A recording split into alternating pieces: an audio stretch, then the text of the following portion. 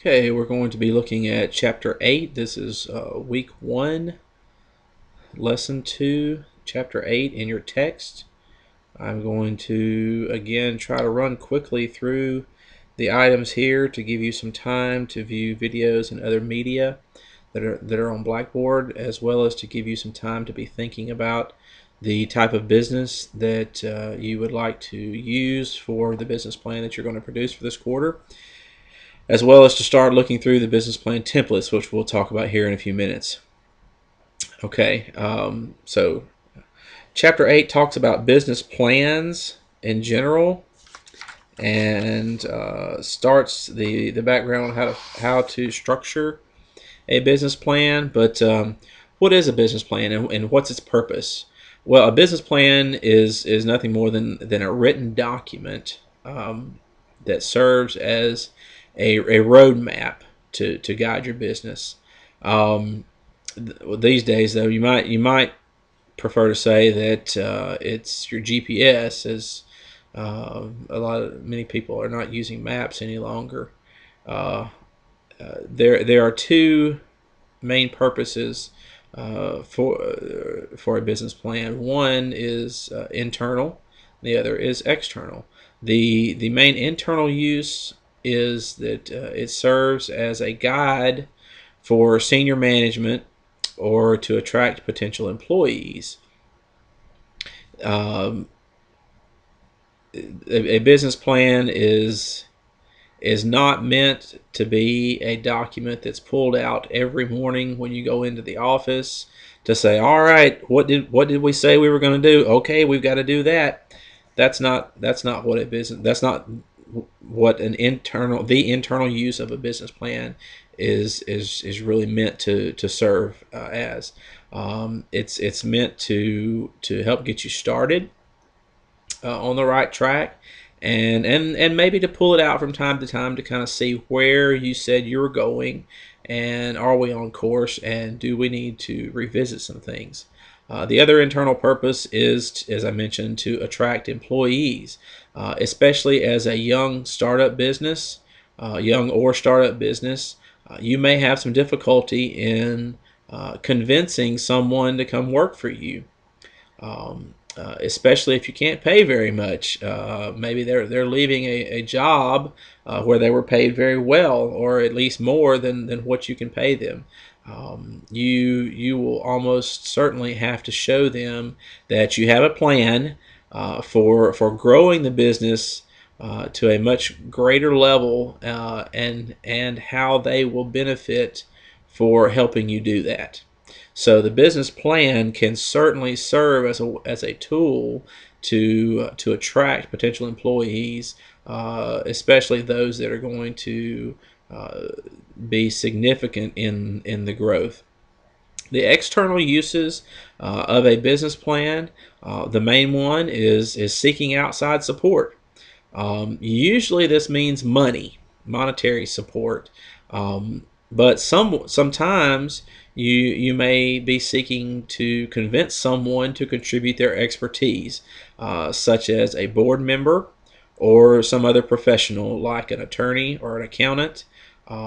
You may have eyed a certain accountant that you want to work with, but they may say, you know what, I'm not wasting my time with certain businesses. I'm busy, and yeah, you may pay me, but I'm looking for long-term relationships, and I'm not really willing to get on board with you if you're not gonna, if you can't show me that you're going to be around for a while. Same thing with an attorney or other professionals, insurance professionals. So it can serve as a way to convince those individuals to work with you. Certainly, one of the main purposes, external purposes of a business plan is for when you're seeking financial support, either from a banker or from individuals that you know personally, or from private investors. And we'll talk more about those. We'll talk a little bit about them here, maybe. We'll certainly talk more about them in, I think it's chapter, I forget what chapter it is, the chapter on finance. business finance. Uh, and I mentioned road maps and GPSs. Whenever new roads or neighborhoods are added to an area, old maps are not useful anymore. This is the benefit of a GPS. You can download updates so that no new roads can be found. The same is true with a business plan. It's not meant to be a one-time document, as I mentioned earlier, but uh, one-time document in which the contents should always be followed. No, it's a business plan is ever changing and should be modified as the business progresses. It's not to say that once your business plan is written, you should, like I said, you shouldn't necessarily pull it out every morning, find out if you're on pace with your plan and doing all the things that you should be doing. Not You shouldn't even do that weekly or monthly, but you should consider doing it annually to see if you're on pace. And if modifications need to be made. Uh, do you need a business plan to start a business? Well, in short, no. You don't have to have a business plan to start a business. The text, let's see here where it is, talks about many businesses. Page 215, Inc. magazine polled 500 owners of high-performing small businesses. 54% of them had a plan, and 41 did not. I'm not sure that it really only adds up to 95%. I'm not sure where the other 5% went, but we won't quibble over that. So 54%, only 54% had a plan, and if you dig further into that footnote, you'll see that only 28% had a full plan. 28 of that 54, 26 of that 54 had an abbreviated plan. Now, it doesn't really tell what a full, what their definition of a full plan and what an abbreviated plan is, but suffice it to say that only 28% of businesses took the time and effort to produce a full business plan. Whatever that definition is. So what does that mean? I mean, it makes it sound like these businesses made the Inc. magazine 500, yet just barely over 25% of them actually did a business plan, but yet they're successful. So why would I want to do that? Well, as they stated, these are businesses that are in. Let's see, what was the word they used? High performing small businesses. A lot of times they're in industries that are changing rapidly. Change is taking place rapidly. There may be very little information with which to make comparisons or to be able to define a target customer, and therefore to be able to write a complete business plan. So that may be the reason why they write an abbreviated plan, or maybe nothing at all. Also, when things are changing rapidly, the time taken to write a business plan could be spent on developing a product or service and getting it to market. In some industries, this is much more. The time spent there is much more important than others, and so that could be the reason for the low number of business plans in those businesses. Remember the examples that we gave in chapter 1 of the old businesses that can be turned into entrepreneurial businesses, such as a hardware store or the used car lot or the fishing store. Those are kind of things that don't necessarily have to have a business plan to get started, but certainly the expansion of those would likely need a business plan. The third reason why someone might not produce a business plan would be that many businesses are started with very little or no capital. However, a true plan is needed whenever you're deciding how to make use of capital. So, for example, if I had a meeting with someone just this past week who had been in a particular line of business in the past, had been out of it for 4 or 5 years because of a non-compete agreement, and she was looking to get back in that. So she felt like she didn't really need it because she knew what she was doing. She knew how to produce the product. She had a distribution channel. She felt like she could connect back up with a former distribution channel, and that would be her marketing. And certainly in cases like that, that's fine. Um, However, one thing that she did mention to me was that she needed some extra capital for equipment and for packaging supplies and just a host of startup costs. She had the bulk of it covered, but needed some extra. And whenever you're seeking capital, almost without fail, I won't say 100% of the time, but I would say a very, very high percentage of time, the person that would be giving you the money, whether it be a banker or a venture capitalist or an angel capital investor, a friend, family member, friends and family may not. They like you, they love you, they want to trust you, and they may not want to necessarily see those things. But in other cases, where there's a chance of repayment or a chance of making money off of what you're doing, them lending you that money, they're going to want to see a business plan. Um, so it is critical. It is vitally important to do a business plan for that purpose, because they're going to want to see how you're going to use the money. A lot of people may go and say, "Oh, if I just had $1 million, I could do everything I want."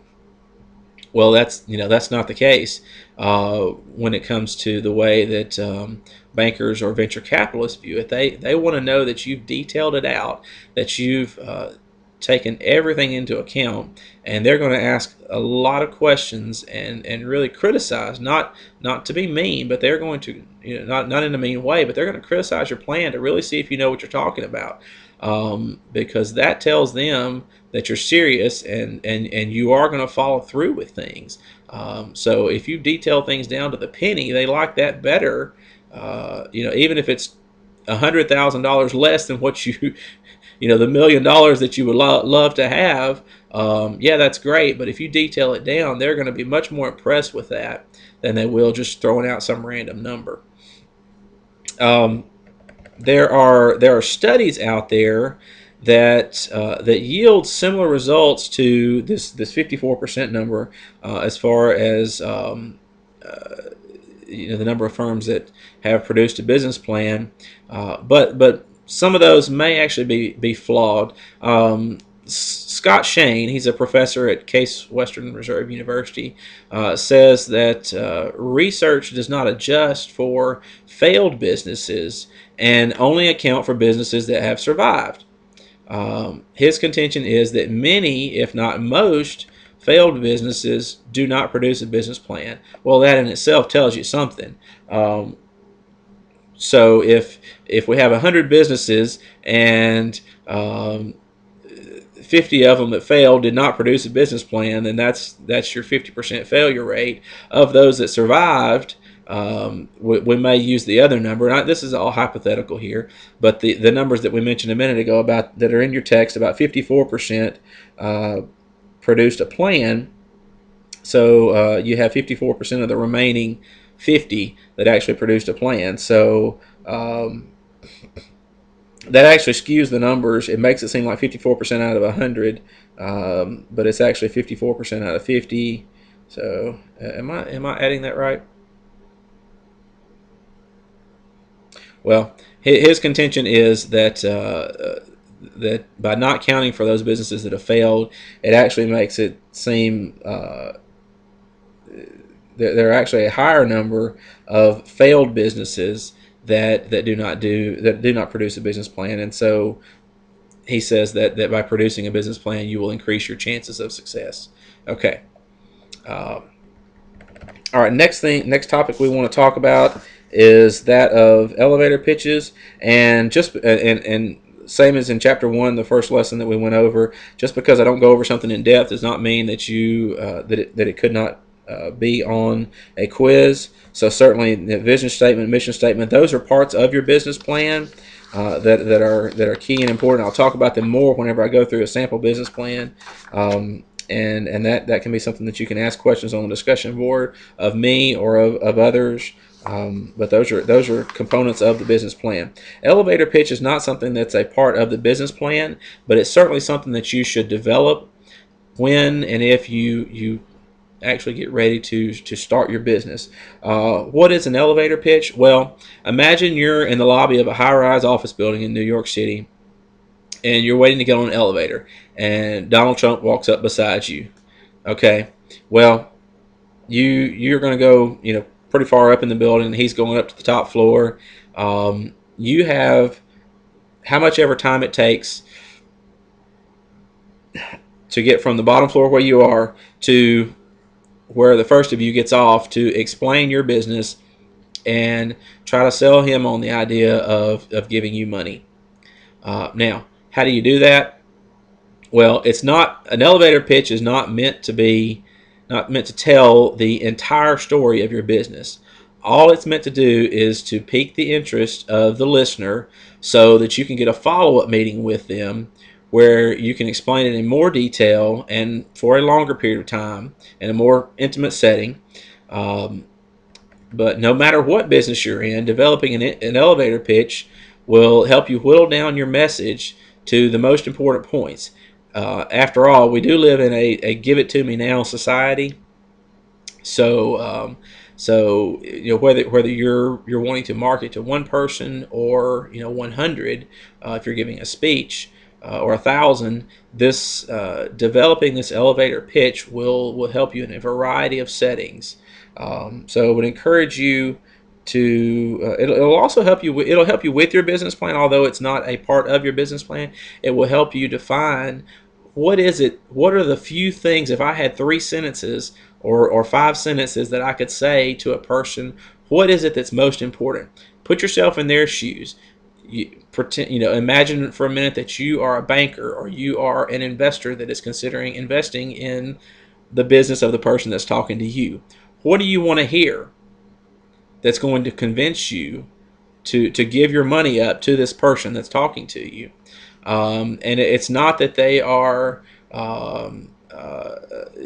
looking for reasons to say no. In fact, as I mentioned in chapter 1, bankers don't make money unless they lend money. So they're looking for good investment opportunities. They view this as an investment opportunity themselves, even though it's a loan that you have to repay.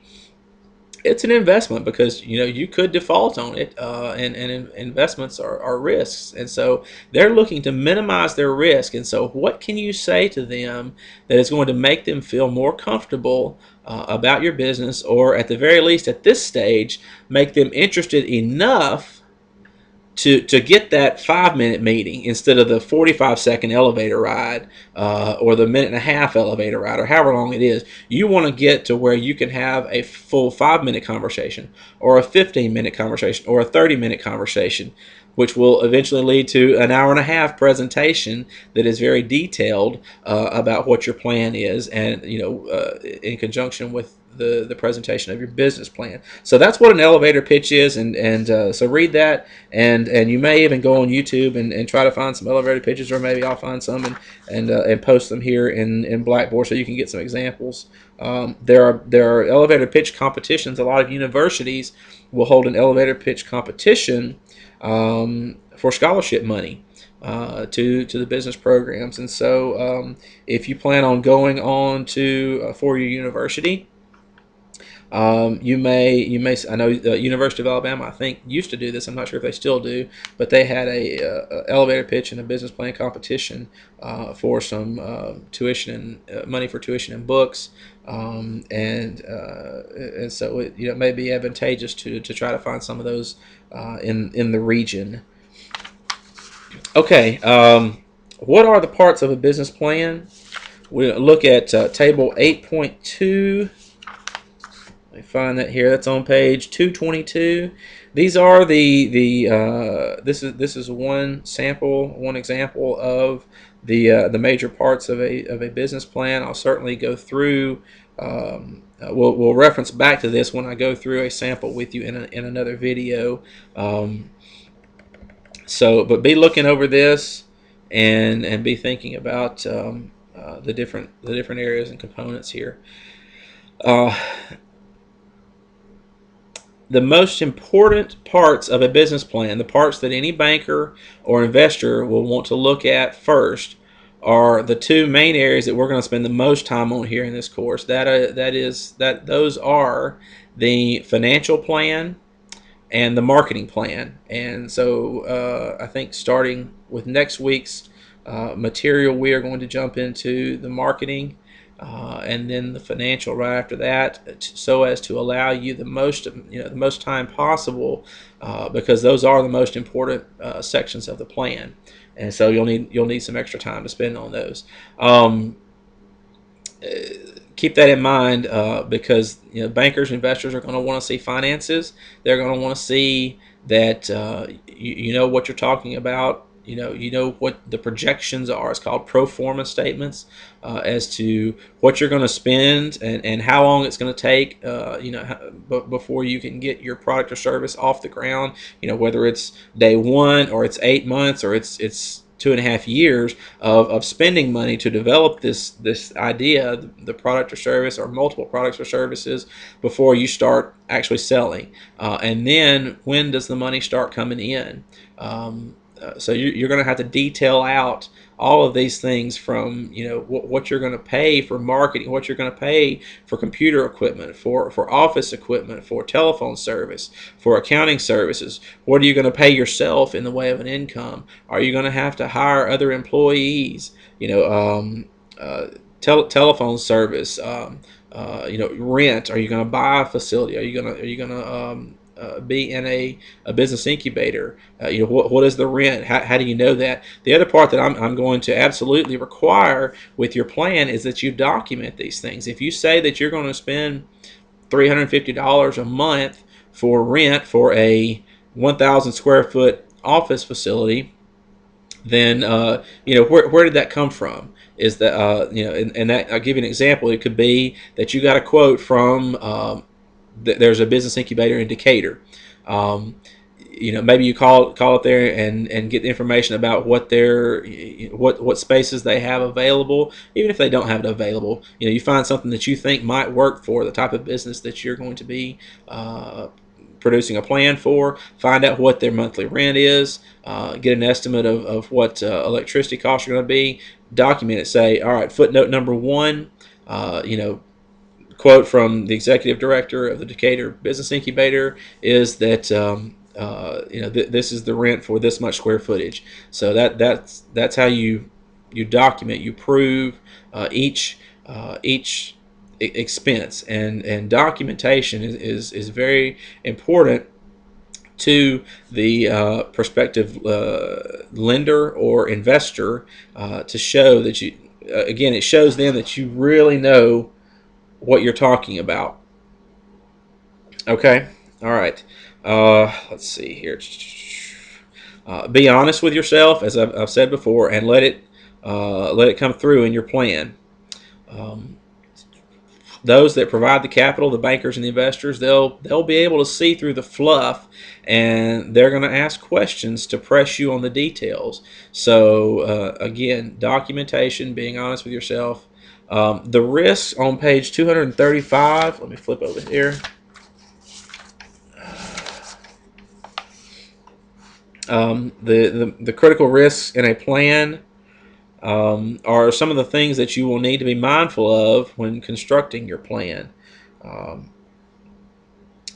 Many business consultants and advisors have said, you take a number. If you've estimated that you're going to need $20,000 to get started with your business, you take that number, and I've heard you double it, you add 50% to it, you add some other multiple to it, and that's what it really takes to get started. And in some cases that may be true when you have when you're not really certain of everything. However, if you can, as I say, be honest with yourself, bring in someone who's willing to help work with you through that process, to ask those questions. Hey, have you thought about this? Have you thought about this? Have you thought about this?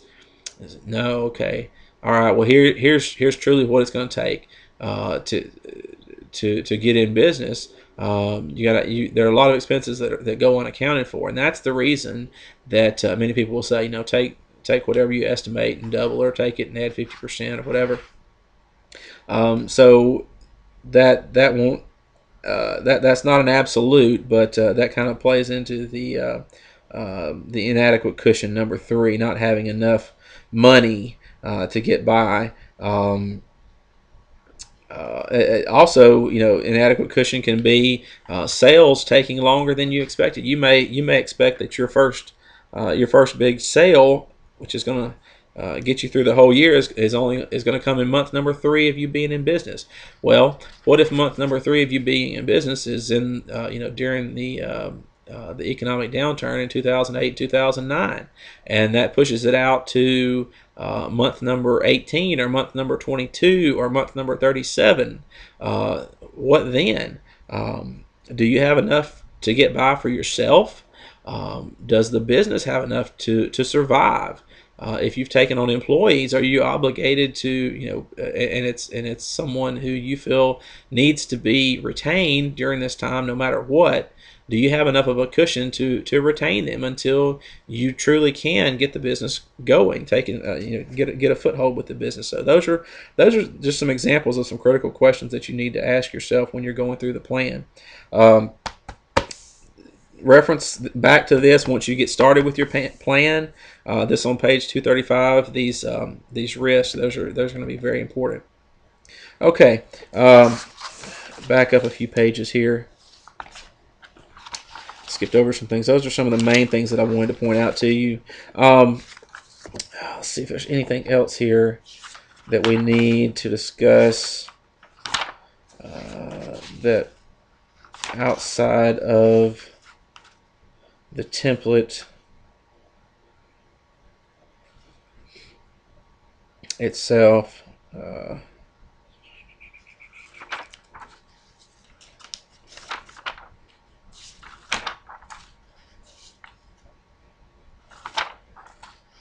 I think we're in pretty good shape here. What we'll do next in the next video, I'm going to get get a couple of templates together, and we'll go through one of them. One that I've used for me personally in the past, one that I've recommended to other people that they use and have really found the structure of it to be beneficial and helpful. What I want to do right now is tell you about some templates that we have that I've placed in the Blackboard site. They're in week 1. Excuse me, I'm navigating there now to be able to tell you. It should be towards the bottom of the materials for week 1. The second half of that is material that is related to chapter 8, so it's below the item that says read chapter 8. There is a sample business plan. The first link there, sample business plans, the one with the globe and the page. Those are some that are provided by the author of the textbook. There are several of them, and two things you can do. Number one, you can use them as a template, but more than that, you can use them. You can see how other plans were written, and the detail, and think about it yourself. If you as I've said before, if you were the one lending the money or investing the money, would this be enough for you? And use that as a guide when you're writing your own. And if it's not, then certainly you'll want to make yours more detailed. Like I said, my goal for you for this course is for you to be able to produce a plan that you could actually take and start a business with if you truly wanted to. Now, some of you will not. that's fine. That's not a requirement of this course. But I would like for you to be able to produce a high quality plan that you could take and start a business with. So the second template is the one that we're actually going to be going through, and it's just called Sample Business Plan Template. This one is produced by SCORE, which is the service. It's an acronym for Service Corps of Retired Executives. That's a national organization of individuals who most of them are retired. And they've been in business in some capacity. Some are bankers, some are other chief executive officers of major corporations. Some are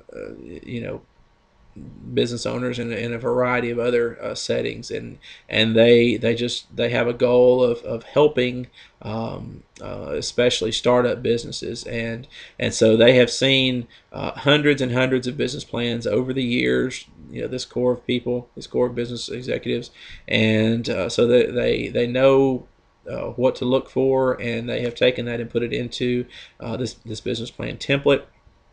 And so certainly that's a very good one. Again, as I said, that's one that I've used personally and have recommended other people to use. Lastly, there is a link there to a piece of software that will help you in the creation of a business plan. It certainly I have that myself. I've not produced a business plan using that. It is helpful if you want to purchase that software. This will give you a link. I think it's a link to purchase it on Amazon. I'm not sure, but it may be purchase it directly from the company's site. I don't remember, but regardless, there is some cost involved. It's not required that you purchase the software in order to produce the plan. I just wanted to make it available to you. People tell me that it is fairly straightforward and simple. It's a lot of I hate to say fill in the blank type of questions that it asks you. I almost don't like that because it doesn't really cause you or require you to think a whole lot about your business or your prospective business. It's just fill in the blank. And so certainly you can use it. I'm not going to grade any more harshly on your plan for doing that. It just kind of goes back to what do you want to do? Are you truly looking to know about your business? And if so, I'm not sure that's the best way to do it. Also, with that, I'll mention here about paying someone to do it. Some prospective business owners will bring in a consultant to help construct a business plan for them. I've done that for people. I've helped them with it. However, what that does is you're almost 1 degree removed from all the inputs, the things that define what your business is and is going to be, and how it's going to operate. And so it almost takes you some time. I know this sounds crazy, but to get up to speed on your own business. Because someone else has done the work for you, and then you're having to go back and check it. Certainly, if you are to where you could hire someone, it would be good to work with them in that process. But to just totally hand that task over and have a consultant produce the plan for you, you're really not being fair to yourself. So enough with that. The software, you can use it. I have a copy of the software, so I can if you were to save it in that format, I can open it and check it. But there are still certain things that are going to need to be in there, regardless of which version you use. If you take one of the sample plans, if you use the template that I provided or that was provided by SCORE, or if you use the software, or if you find some other source, doesn't matter to me what you use, what the look is. There are some basic things though that are going to need to be in there, and we'll talk about that in the next video. Okay.